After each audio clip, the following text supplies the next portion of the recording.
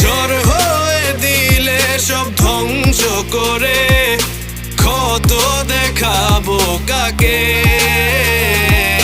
পারবে না থামাতে কেউ আমাকে, সব শেষ করবো নিজের হাতে।